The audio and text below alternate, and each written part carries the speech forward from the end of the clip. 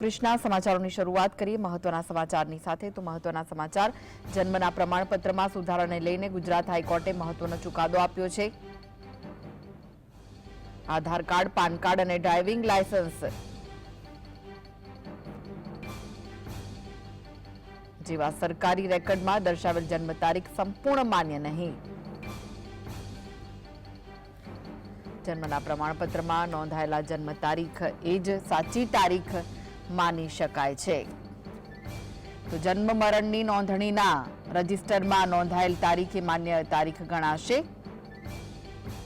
જન્મના દાખલામાં તારીખ સુધારા માટેની અરજી ફગાવતા હાઈકોર્ટે ચુકાદો આપ્યો। તો આ વિશે વધુ માહિતી માટે જોડાઈ ગયા છે સંવાદદાતા ધવલ, શું છે વધુ વિગતો?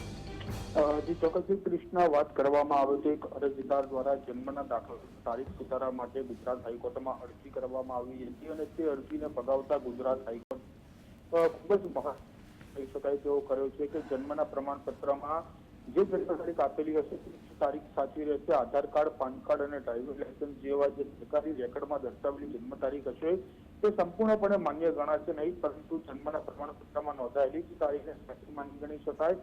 અન્ય પુરાવાઓમાં લખાયેલી તારીખો ફોર્મ ભરનાર વ્યક્તિ પડે છે, પરંતુ હોસ્પિટલના રેકોર્ડ પ્રમાણે જન્મની નોંધણીમાં નોંધાયેલી તારીખ જ સાચી ગણવાની રહેશે। કે જન્મ તારીખના સુધારાને લઈને જન્મ મરણ રજિસ્ટ્રેશન પણ ચુકાદામાં ખૂબ જ મોટું મહત્વનું કહી શકાય અને આ હુકમની દૂરોગામી અસર પણ ખૂબ જ જોવા મળી શકે છે।